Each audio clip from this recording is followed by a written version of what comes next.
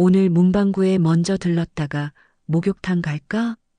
장태수의 물음에 윤호는 고개를 끄덕입니다. 윤호가 옷을 벗는 순간 장태수의 눈이 커졌어요. 윤호의 등과 옆구리에 선명한 멍 자국과 긁힌 상처가 보였거든요. 장태수의 심장이 빠르게 뛰기 시작했습니다. 윤호야, 이게 뭐니? 장태수의 목소리는 평소보다 낮고 무거웠습니다. 아, 체육 시간에 넘어진 거예요, 할아버지. 별거 아니에요. 장태수는 말없이 윤호를 바라봤습니다. 과연 윤호에게 무슨 일이 일어나고 있는 걸까요? 그리고 장태수 할아버지에게는 어떤 비밀이 숨겨져 있을까요? 잠깐 구독과 좋아요 먼저 꼭 눌러주세요. 구독과 좋아요는 사랑입니다. 아침 6시 장태수 씨는 어김없이 일어나 이발소를 정리합니다. 70 넘은 나이에도 군인 시절 습관은 여전하네요. 빗과 가위를 늘 같은 위치에 정렬하고 수건은 접어서 깔끔하게 쌓아둡니다. 장태수의 이발소는 이 조용한 시골 마을의 사랑방 같은 곳이죠. 태수, 오늘도 일찍 문 열었구먼. 첫 손님으로 마을 이장님이 들어오십니다. 장태수는 묵묵히 이장님을 의자에 앉히고 어깨에 수건을 덮어줍니다. 손놀림이 참 야무져요. 털털한 웃음소리와 함께 마을 소식이 오갑니다. 어제 누구네 소가 새끼를 낳았다든가, 면사무소에 새로운 직원 이야기라든가, 윤호는 학교 잘 다니고 있나? 장태수의 손이 살짝 멈춥니다. 그리곤 다시 가위질을 이어가며 그럼요, 공부도 잘하고 있습니다라고 답하죠. 이장님 머리를 정리하는 동안 장태수의 마음은 고등학생인 손자 윤호에게 가 있습니다. 말수 적고 조용한 아이지만 참 속이 깊고 착한 아이니까요. 정오쯤 학교를 마친 윤호가 이발소에 들릅니다. 할아버지, 다녀왔어요. 윤호의 목소리는 언제나처럼 작고 조용해요. 장태수는 손자를 보며 미소 짓습니다. 밥은 먹었니? 윤호는 고개를 끄덕이며 책가방을 내려놓고 이발소 구석 작은 테이블에 앉아 숙제를 시작하지요. 장태수는 가끔 윤호를 훔쳐봅니다. 늘 그렇듯이 말없이 자기 일에 집중하는 모습이 대견하기도 하고 한편으론 마음 한구석이 아리기도 합니다. 윤호의 눈빛에서 장태수는 늘 그날의 기억을 떠올립니다. 눈밭 위로 달려 도망치던 그날의 기억 말이에요. 태수 씨, 그날 자네 정말 미쳤었어. 명령 어기고 그 꼬마를 데리고 오다니. 문득 귓가에 옛 동료의 목소리가 들려오는 듯합니다. 벌써 15년 전 일이죠. 북한 공작 임무 중 발견한 5살배기 고아 윤호. 상관의 명령은 분명했어요. 임무에 방해되는 민간인은 두고 철수하라. 하지만 장태수는 그러지 못했습니다. 그 작은 아이를 눈밭에 두고 올 수 없었던 거죠. 이발사 할아버지, 오늘도 잘생긴 손자랑 같이 있네. 들어온 손님의 말에 장태수는 생각에서 깨어납니다. 그럼요. 우리 윤호는 공부도 잘하고 착한 아이죠.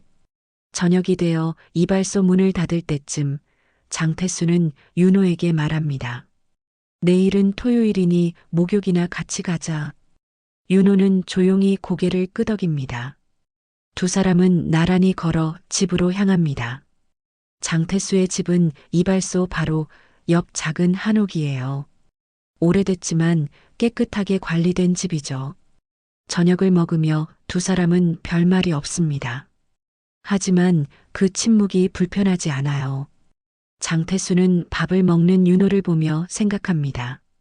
불명의 저녁이라는 대가를 치렀지만 후회는 없다. 윤호가 살아있다는 것, 그것만으로도 충분한 보상이니까요. 할아버지, 내일 목욕 가기 전에 문방구에 좀 들를래요? 연필이 다 닳아서요. 장태수는 빙그레 웃으며 고개를 끄덕입니다. 그래, 내일 가자꾸나.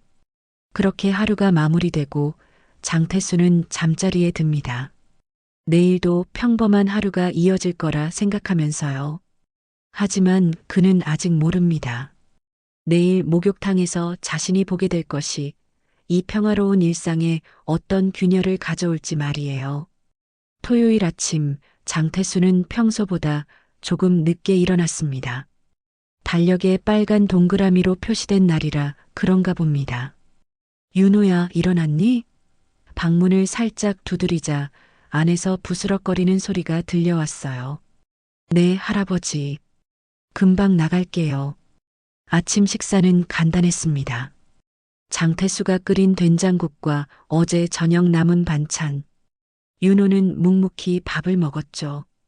오늘 문방구에 먼저 들렀다가 목욕탕 갈까? 장태수의 물음에 윤호는 고개를 끄덕입니다.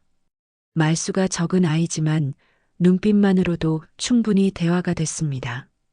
그게 두 사람만의 언어였죠. 문방구에서 연필과 공책을 사고 두 사람은 마을 끝자락에 있는 오래된 목욕탕으로 향했어요. 한일탕이라는 간판이 바래진 이 목욕탕은 마을에서 가장 오래된 건물 중 하나였습니다. 장태수와 윤호는 매주 토요일마다 이곳을 찾았고 주인 할머니는 이제 두 사람을 알아보고 반갑게 맞아주시곤 했어요. 어이구, 이발사 영감님이랑 손자 왔구만. 들어가 씻어. 두 사람은 탈의실로 향했습니다. 목욕탕은 주말인데도 한산했죠. 시골이 점점 비어가는 탓인지 아니면 아직 이른 시간이라 그런지 장태수는 옷을 벗으며 윤호에게 말합니다. 오늘은 등도 좀 밀어줄까? 윤호는 소리 없이 웃으며 고개를 끄덕였어요. 그때였습니다. 윤호가 옷을 벗는 순간 장태수의 눈이 커졌어요. 윤호의 등과 옆구리에 선명한 멍 자국과 긁힌 상처가 보였거든요. 장태수의 심장이 빠르게 뛰기 시작했습니다. 군인 시절 위험을 감지했을 때 나타나던 그 감각이 되살아났죠. 윤호야, 이게 뭐니? 장태수의 목소리는 평소보다 낮고 무거웠습니다. 윤호는 당황한 듯 옷으로 급히 가슴에 가리며 말했어요. 아, 체육 시간에 넘어진 거예요, 할아버지. 별거 아니에요. 장태수는 말없이 윤호를 바라봤습니다. 30년 넘게 공작원으로 살아온 사람이에요. 거짓말을 알아차리는 데는 전문가죠.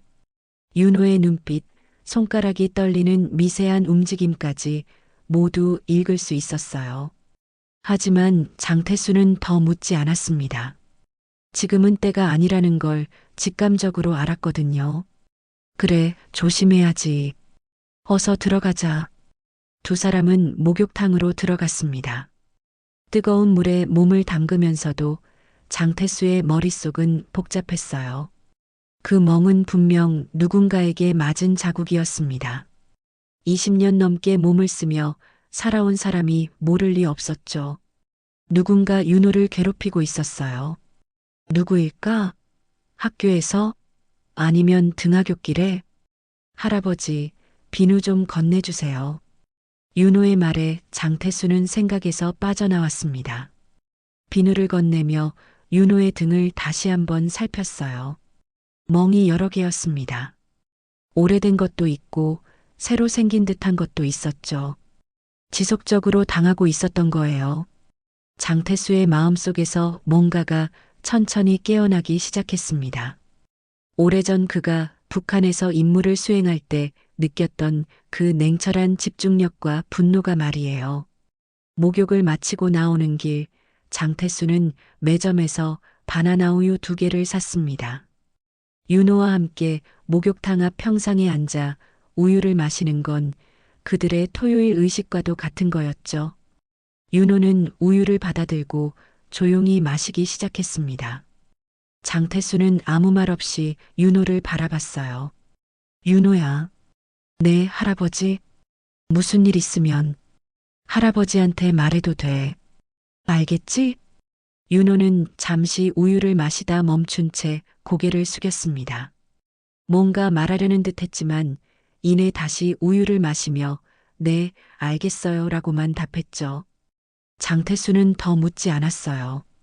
하지만 그의 눈빛은 달라졌습니다. 윤호를 지켜왔던 15년 전과 똑같은 결의에 찬 눈빛이었어요. 집으로 돌아오는 길, 장태수는 결심했습니다. 이번에도 누구도 윤호를 다치게 두지 않을 거야. 북한 땅에서 그 아이를 구해냈던 것처럼 이번에도 지켜내겠다고 마음먹었죠. 그것이 비록 자신의 오래된 그림자를 다시 불러내야 하더라도 말입니다. 월요일 아침 장태수는 평소보다 일찍 이발소 문을 열었습니다. 손님이 오기 전 조용히 생각할 시간이 필요했어요. 윤호는 아침 일찍 등교했고 장태수는 창밖으로 사라지는 윤호의 뒷모습을 한참 바라봤습니다. 어떻게든 알아내야 했죠. 윤호에게 무슨 일이 벌어지고 있는지. 어이, 태수? 이 시간에 벌써 열었나? 문이 열리고 오래된 얼굴이 들어섰습니다. 강철민, 장태수와 함께 북파 공작원으로 활동했던 전우죠. 지금은 서울에서 경비업체를 운영하고 있었어요. 가끔 고향에 내려올 때면 장태수의 이발소를 찾곤 했습니다. 자네 얼굴이 왜 그래? 무슨 일 있었나? 장태수는 철민을 의자에 앉히고 수건을 둘렀습니다. 그냥 윤호 때문에 좀 신경 쓰이는 일이 있어. 철민은 거울 속 장태수의 눈빛을 보더니 고개를 끄덕였어요. 그 녀석 벌써 고등학생이 됐지? 시간 참 빠르구만. 가위질하는 소리만 이발소에 울렸습니다. 철민은 장태수의 손놀림을 지켜보다 문득 말했어요. 태수야, 너 아직도 칼을 숨기고 사는구나. 장태수의 손이 잠시 멈췄습니다. 무슨 소리야? 철민은 빙긋 웃었어요. 가위에 묻은 내 마음이 보여서 그렇지. 뭔가 결심한 눈빛이야. 예전에 봤던. 이발을 마치고 철민이 나간 후 장태수는 이발소 뒷방으로 향했습니다. 오래된 나무 상자를 꺼내 먼지를 털었어요. 열쇠로 자물쇠를 풀자 그 안에는 낡은 사진첩과 함께 작은 상자가 있었죠. 장태수는 깊은 숨을 내쉬며 상자를 열었습니다. 그 안에는 오래전 사용했던 소형 녹음기와 도청 장치가 놓여 있었어요. 다시 손에 쥐긴 싫은데. 혼잣말처럼 중얼거리며 장태수는 장비들을 하나씩 꺼냈습니다. 오래됐지만 아직 작동할 것 같았어요. 장태수는 장비들을 점검하고 배터리를 충전했습니다. 과거에 사용하던 기술들이 다시 손끝에서 살아나는 느낌이었죠. 그날 저녁 윤호가 이발소에 들렀습니다. 평소보다 더 말이 없어 보였어요. 오늘 학교는 어땠니? 장태수의 물음에 윤호는 고개만 끄덕였습니다. 그저 그랬어요. 장태수는 윤호의 옷차림을 살폈어요. 교복 소매가 살짝 찢어져 있었습니다. 옷이 찢어졌구나. 윤호는 놀란 듯 소매를 내려가렸어요. 아, 문 지나다가 걸렸나 봐요. 저녁을 먹은 후 윤호는 방에 들어가 공부한다며 문을 닫았습니다. 장태수는 부엌에서 차를 마시며 생각에 잠겼어요. 윤호의 행동이 달라졌습니다. 눈을 마주치지 않고 대화를 피하고 방에만 틀어박혀 있었죠. 이런 변화는 언제부터였을까? 장태수는 달력을 보며 생각했습니다. 2달쯤 전부터였어요. 다음 날 아침 장태수는 윤호를 학교까지 배웅했습니다. 할아버지, 괜찮아요. 혼자 갈 수 있어요. 윤호가 말했지만 장태수는 고개를 저었죠. 날도 좋은데 산책 삼아 같이 가자꾸나.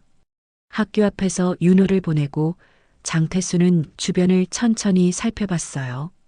학생들이 등교하는 모습, 선생님들이 출근하는 모습, 마치 북한에서 임무를 수행할 때처럼 모든 것을 주의 깊게 관찰했습니다. 학교 주변을 한 바퀴 돌고 나서 장태수는 인근 커피숍에 들어갔어요. 구석자리에 앉아 학교가 잘 보이는 창가에서 커피를 마셨습니다. 카운터에 있는 젊은 여자가 다가왔어요. 아저씨, 학부모세요? 장태수는 빙그레 웃으며 고개를 끄덕였습니다. 네, 손자가 저기 다니거든요.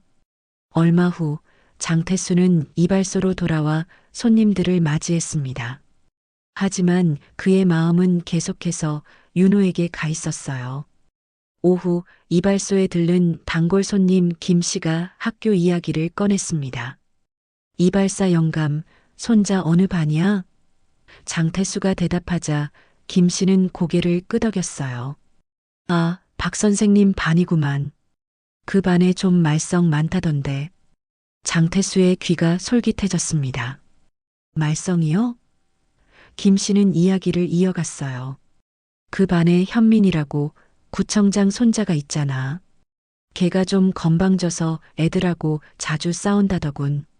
선생님도 어쩔 수 없대. 뒤에 백이 있으니까. 장태수는 그날 밤 모든 정보를 정리했습니다. 윤호의 반 담임 선생님, 그리고 현민이라는 아이. 그는 오래된 공책에 메모하며 생각을 정리했어요. 마치 작전을 계획하듯이 말이죠. 이제 좀 더 구체적인 정보가 필요했습니다. 장태수는 오래된 도청 장치를 꺼내 살폈어요. 아직 쓸만했습니다. 할아버지. 장태수는 깜짝 놀라 공책을 덮었습니다. 윤호가 방문 앞에 서 있었어요. 왜 그러니? 윤호는 잠시 무언가 말하려는 듯 했지만 이내 고개를 저었습니다. 아니에요. 그냥 물 마시러 왔어요. 윤호가 방으로 돌아간 후 장태수는 결심했어요. 내일부터 본격적으로 움직이기로 말이죠. 옛 공작원 시절처럼 모든 감각을 동원해 진실을 파헤칠 차례였습니다. 장태수는 창밖을 바라보며 중얼거렸어요. 이번엔 내가 먼저 움직여야겠구나. 수요일 아침 장태수는 자신이 직접 만든 작은 녹음 장치를 윤호의 책가방 안쪽에 조심스럽게 부착했습니다. 예전 북파 공작원 시절 사용하던 기술을 응용한 거죠. 윤호가 아침을 먹는 동안 장태수는 장치를 확인하며 미안한 마음을 달랬어요. 미안하다, 윤호야. 하지만 널 지키기 위해선 이것밖에 방법이 없구나. 할아버지, 저 학교 갈게요. 윤호가 일어서자 장태수는 고개를 끄덕였습니다. 그래, 조심히 다녀오너라. 윤호가 현관문을 나서는 모습을 지켜보며 장태수는 생각했어요. 오늘은 무슨 일이 있어도 진실을 알아내고 말겠다. 윤호가 떠난 후 장태수는 서둘러 준비를 마쳤습니다. 이발소 문에는 개인 사정으로 오늘 휴업이라는 종이를 붙였어요. 그리고 검은색 모자와 선글라스를 착용한 채 학교 근처로 향했죠. 북파 공작원 시절 그가 가장 뛰어났던 것은 바로 그림자처럼 따라다니기였습니다. 이제 그 기술을 오랜만에 다시 써볼 차례였어요. 학교 담벼락 너머로 운동장이 보였습니다. 장태수는 학교 주변을 천천히 돌며 모든 출입구와 사각지대를 파악했어요. 그러다 학교 뒤편 담 근처에 멈춰 섰습니다. 잘 보이지 않는 구석진 곳이었죠. 담 너머로는 고등학생들의 대화 소리가 들려왔어요. 야, 이번엔 얼마나 뜯어낼 거야? 걱정 마. 내 할아버지가 구청장이라고. 아무도 못 건드려. 장태수는 귀를 기울였습니다. 그 중에 윤호의 이름이 들리자 그의 심장이 빠르게 뛰기 시작했어요. 녹음기를 꺼내 소리를 담았죠. 학생들의 대화는 명확했습니다. 구청장의 손자 현민이 몇몇 아이들을 괴롭히고 있었고 그 중 한 명이 윤호였어요. 점심시간 장태수는 학교 근처 분식집으로 향했습니다. 이곳은 학생들이 자주 찾는 곳이었죠. 구석자리에 앉아 신문을 펼치고 관찰했어요. 얼마 지나지 않아 몇몇 학생들이 들어왔고 그 중에는 윤호도 있었습니다. 하지만 윤호는 다른 아이들과 떨어져 혼자 앉아 있었어요. 그때였습니다. 덩치 큰 남학생 몇 명이 들어와 윤호 옆에 앉았어요. 그 중 한 명이 윤호의 어깨를 툭툭 치며 뭔가를 요구하는 듯 했습니다. 윤호는 고개를 숙인 채 지갑을 꺼내 돈을 건넸죠. 장태수의 손에 힘이 들어갔습니다. 신문을 꽉 쥔 그의 손끝이 하얗게 변했어요. 저기, 저 애들 늘 저래요. 옆 테이블에 앉은 아주머니가 장태수에게 말을 걸었습니다. 분식집 주인이었죠. 저 큰애가 구청장 손자라고 하던데 다른 애들 돈 뺏고 괴롭히는 게 일이래요. 선생님들도 다 알지만 못 본 척한대요. 뒤에 백이 있으니까. 장태수는 고개를 끄덕였습니다. 그의 이름이 현민인가요? 주인 아주머니는 놀란 듯 장태수를 바라봤어요. 맞아요. 어떻게 아셨어요? 장태수는 미소 지었습니다. 우연히 들었습니다. 오후 장태수는 학교 CCTV 위치를 확인했습니다. 교문 앞, 운동장, 복도마다 달려 있었지만 사각지대도 많았죠. 그는 학교 측면, 화장실 근처, 체육관 뒤편 같은 곳을 주의 깊게 살폈어요. 북파 공작원 시절 임무를 수행할 때 지형지물을 파악하던 방식 그대로였습니다. 혹시 학부모세요? 갑작스런 목소리에 장태수는 몸을 돌렸습니다. 정장 차림의 여교사가 서 있었어요. 아, 네. 손자가 다니고 있어서요. 교사는 미소 지었습니다. 이 근처에서 자주 뵙네요. 무슨 일 있으신가요? 장태수는 순간적으로 판단했습니다. 이 교사를 통해 정보를 얻을 수 있을지도 몰랐죠. 사실, 손자가 요즘 좀 달라진 것 같아서요. 혹시 학교에서 무슨 일이 있는지 궁금해서요. 교사의 표정이 굳어졌습니다. 손자분 이름이 어떻게 되세요? 장태수가 대답하자 교사는 잠시 머뭇거렸어요. 아, 윤호 학생이요. 글쎄요, 특별한 일은 없는 것 같은데. 장태수는 교사의 눈빛을 읽었습니다. 무언가 숨기고 있었어요. 선생님, 정말 없나요? 윤호 몸에 멍이 들어 있던데. 교사는 눈을 피했습니다. 그게 학생들끼리의 일이라 저희도 개입하기가 구청장 손자라서 그런가요? 장태수의 직설적인 질문에 교사는 놀란 듯 고개를 들었어요. 어떻게 하셔? 그녀는 말을 멈추고 주변을 살폈습니다. 그리고는 낮은 목소리로 말했어요. 현민이 할아버지가 학교에 많은 후원을 하세요. 그리고 교장 선생님과도 가깝고요. 우리도 어쩔 수 없어요. 장태수는 집으로 돌아오는 길에 작은 전자상가에 들렀습니다. 오래된 지식을 되살려 몇 가지 장비를 더 구입했어요. 이제 증거를 모을 차례였죠. 윤호가 학교에서 돌아오기 전 장태수는 책가방에서 녹음기를 꺼냈습니다. 녹음된 내용을 들으며 그의 얼굴은 점점 어두워졌어요. 돈 내놔, 고아 새끼야. 내가 뭔데 우리한테 대들어? 너 원래 북한에서 온 거 맞지? 스파이 새끼 아냐? 현민과 그 무리들의 목소리였습니다. 장태수의 손이 떨렸어요. 분노가 치밀어 올랐지만 그는 깊게 숨을 들이마셨습니다. 감정에 휘둘리면 안 됐죠. 체계적으로 접근해야 했습니다. 그것이 북파 공작원 장태수의 방식이었으니까요. 할아버지, 다녀왔어요. 현관문이 열리고 윤호가 들어왔습니다. 장태수는 녹음기를 재빨리 감추고 미소 지었어요. 그래, 오늘 학교는 어땠니? 윤호는 평소처럼 그냥 그랬어요 라고 대답했죠. 하지만 장태수는 이제 알았습니다. 이 그냥이란 말 뒤에 숨겨진 고통을 말이에요. 목요일부터 장태수의 본격적인 작전이 시작됐습니다. 오랜 시간 녹슬어 있던 기술이 다시 살아나는 기분이었어요. 장태수는 자신이 만든 소형 녹음기와 초소형 카메라를 여러 곳에 설치했습니다.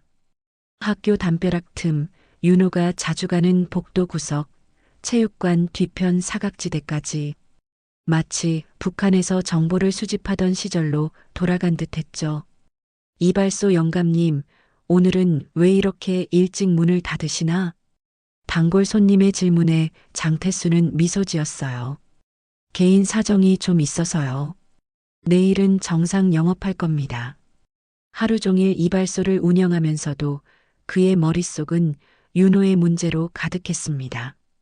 증거 수집, 정보 분석, 그리고 대응 계획까지 완벽한 작전이 필요했어요. 오후 장태수는 학교 건너편 카페에 앉아 노트북을 펼쳤습니다. 북파 공작원 시절 사용하던 기술력은 세월이 흘러도 여전했죠. 설치해둔 장치들에서 실시간으로 정보가 들어왔습니다.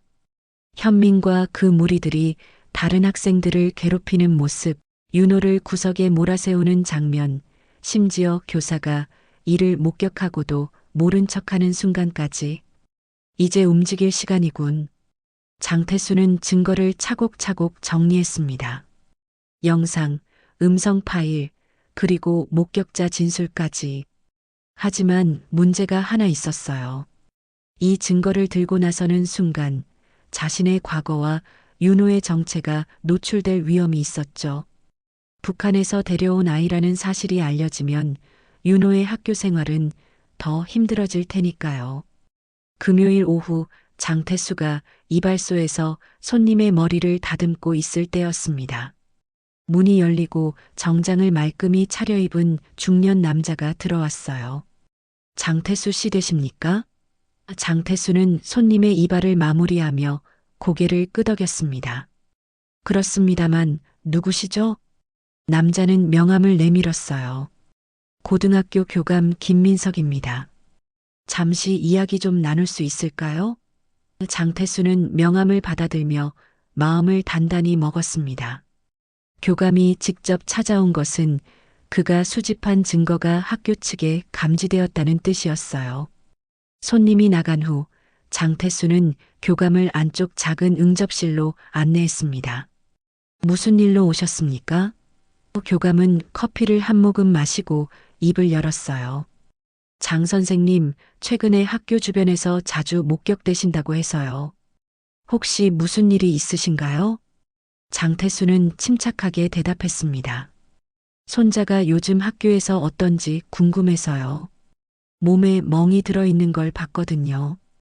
교감의 눈빛이 흔들렸어요. 아, 그런 일이.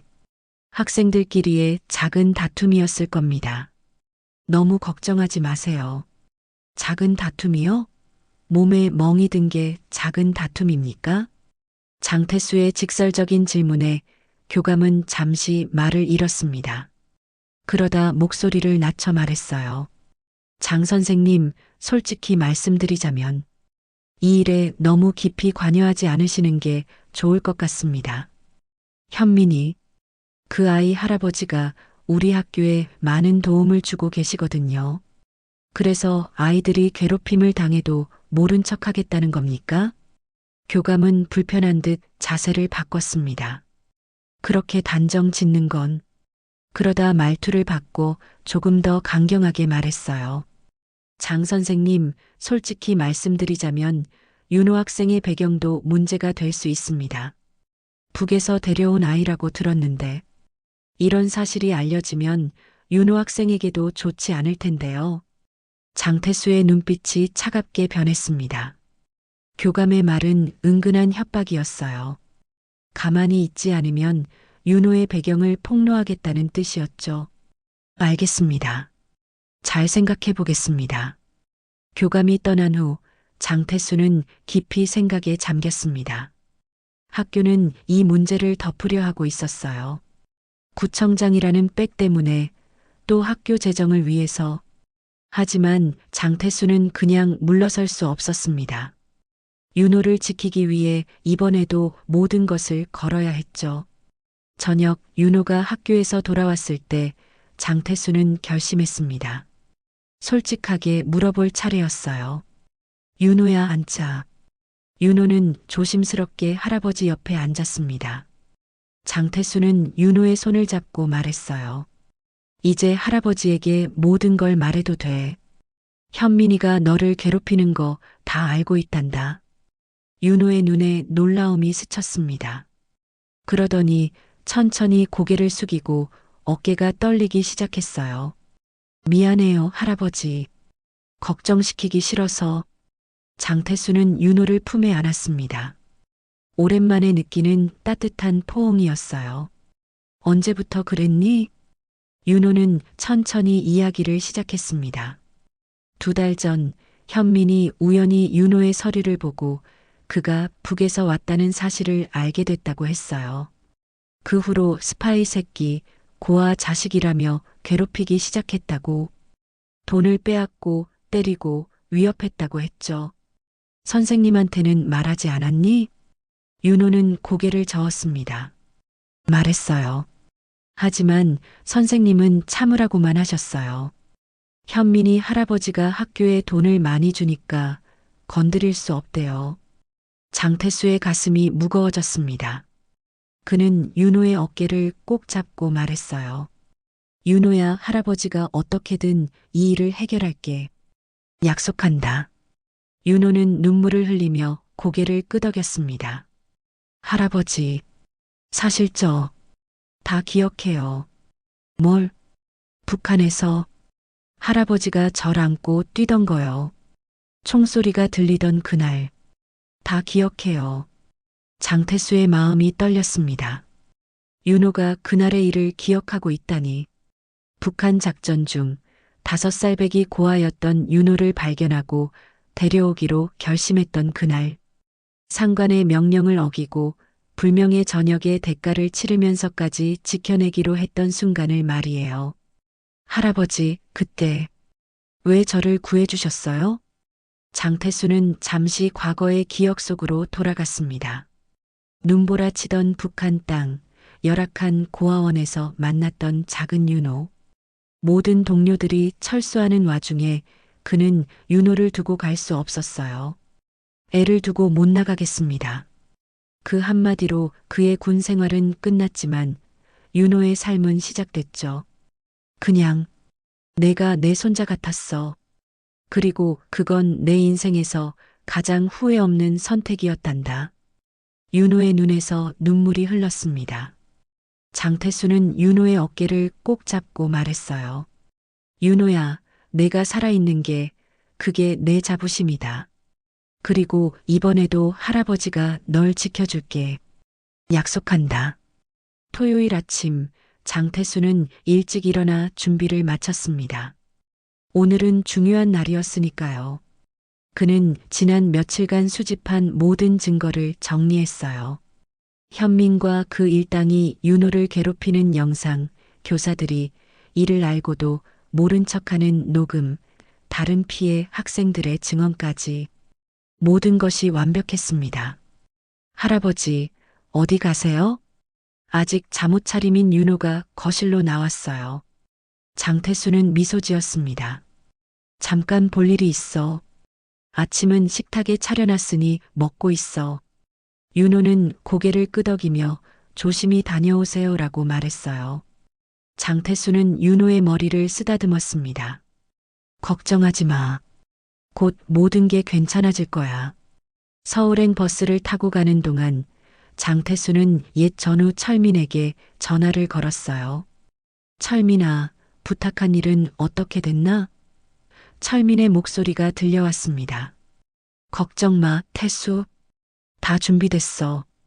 교육청 감사팀 친구랑도 연락했고 지역 신문사 김 기자도 연락해뒀어.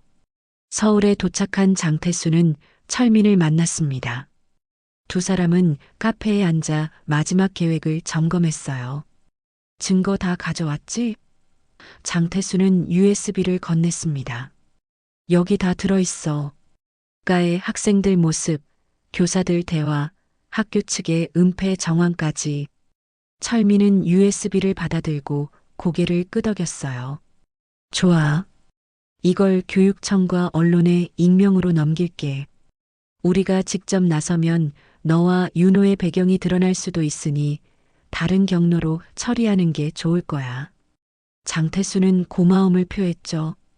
고맙다, 철민아. 내 도움이 없었다면 힘들었을 거야. 그런 소리 마. 우리가 한 팀이었잖아. 그리고 윤호를 데려온 내 결정이 옳았다는 걸 항상 믿었어. 장태수는 잠시 침묵했다가 말을 이었어요. 이제 그 아이들은 어떻게 되는 거지? 철민이 설명했습니다. 교육청이 특별감사에 들어갈 거야. 학교의 예산 사용 내역, 학교 폭력 은폐 정황 등을 철저히 조사하겠지. 그리고 구청장에게도 간접적인 압력이 들어갈 거고. 오후 장태수는 집으로 돌아왔습니다. 윤호는 서재에서 책을 읽고 있었어요. 다녀왔어, 윤호야. 윤호는 고개를 들고 할아버지를 바라봤습니다. 어디 가셨었어요? 장태수는 살짝 웃으며 대답했죠. 그냥 옛 친구 좀 만나고 왔다. 일요일 장태수와 윤호는 평소처럼 목욕탕에 갔습니다. 바나나 우유를 마시며 돌아오는 길 윤호가 물었어요. 할아버지, 내일 학교에 가도 괜찮을까요? 장태수는 윤호의 어깨를 감싸 안았습니다. 걱정 마. 내일부터는 달라질 거야. 약속하마. 월요일 아침 학교 앞은 어수선했습니다. 교육청 감사팀의 차량이 주차되어 있었고 몇몇 기자들도 보였어요. 장태수는 윤호를 학교까지 배웅하며 말했습니다. 오늘 무슨 일이 있어도 당당하게 있어. 내가 잘못한 게 없으니까. 오후 윤호는 평소보다 밝은 표정으로 이발소에 돌아왔어요. 할아버지, 오늘 학교에 감사팀이 왔어요. 그리고 교장 선생님이랑 현민이네 반 담임 선생님이 불려갔대요. 장태수는 미소 지었습니다. 그래, 어떻게 된 일이지? 윤호는 그날 있었던 일을 신나게 이야기했어요. 교육청의 특별감사가 시작됐고 학교 폭력 문제가 본격적으로 조사된다는 것. 그리고 현민과 그 친구들이 교감실에 불려가 혼이 났다는 것까지. 모두들 누가 신고했는지 궁금해하더라고요. 그런 일이 있었구나. 다행이다. 장태수는 담담하게 대답했지만 속으로는 안도의 한숨을 내쉬었습니다. 그의 계획대로 일이 진행되고 있었으니까요. 하지만 아무도 그 배후에 장태수가 있다는 걸 몰랐어요. 그게 진정한 북파 공작원의 방식이었으니까요. 화요일 지역신문에 학교폭력 은폐 의혹에 대한 기사가 나왔습니다. 지역 명문 고교의 어두운 이면이라는 제목의 기사였어요. 구청장의 이름은 언급되지 않았지만 영향력 있는 인사의 개입으로 학교폭력이 은폐됐다는 내용이 담겨 있었죠. 목요일 윤호는 이발소에 들어서며 말했어요. 할아버지, 현민이 전학 간대요. 그리고 담임 선생님도 교체됐어요. 장태수는 고개를 끄덕이며 빗자루로 바닥을 쓸었습니다. 그랬구나. 이제 마음 놓고 학교 다닐 수 있겠네. 금요일 오후 윤호는 담임 선생님에게 용기를 내어 자신의 이야기를 했습니다. 북에서 온 아이라는 것, 장태수 할아버지가 구해준 이야기까지. 윤호는 그날 일기장에 이렇게 썼어요. 오늘 처음으로 내 이야기를 했다. 선생님은 내 이야기를 들으며 눈물을 흘리셨다. 그리고 우리 반 친구들도 이제 나를 다르게 본다. 이상한 애가 아니라 그냥 친구로. 토요일 아침 장태수는 이발소를 열기 전 윤호를 깨웠습니다. 윤호야, 오늘은 좀 특별한 날이 될 것 같다. 윤호는 궁금한 표정으로 할아버지를 바라봤어요. 왜요, 할아버지? 장태수는 윤호에게 작은 종이 봉투를 건넸습니다. 자, 이거. 윤호가 봉투를 열자 안에는 사진 한 장이 들어 있었어요. 눈 덮인 북한 마을에서 어린 윤호를 안고 있는 젊은 장태수의 모습이었죠. 이걸 어떻게... 장태수는 미소 지었습니다. 오래 숨겨두었던 거야. 이제 내가 가지는 게 좋을 것 같아서. 윤호의 눈에 눈물이 고였습니다. 할아버지, 제가 어떻게 감사드려야 할지. 장태수는 윤호를 꼭 안아주었어요. 내가 잘 자라준 것만으로도 충분하단다. 그게 내겐 가장 큰 보람이야. 그날 저녁 윤호는 이발소 의자에 앉았습니다. 장태수가 놀란 표정으로 물었어요. 어떻게 된 일이니? 윤호는 거울을 보며 말했습니다. 할아버지, 저도 머리 짧게 해주세요. 장태수는 가위를 들고 윤호의 머리를 다듬기 시작했습니다. 오랜만에 손자의 머리를 자르는 기분이 어떤지 묻지 않아도 알 수 있었어요. 그의 눈빛에서 자부심과 행복이 빛났으니까요. 머리를 다 자르고 난 후 두 사람은 평소처럼 바나나 우유를 나눠 마셨습니다. 밖에는 첫눈이 내리기 시작했지만 이발소 안은 따뜻했어요. 윤호가 말했습니다. 할아버지, 저도 나중에 할아버지처럼 되고 싶어요. 누군가를 지켜주는 사람이요. 장태수는 미소 지었습니다. 넌 이미 그런 사람이야, 윤호야.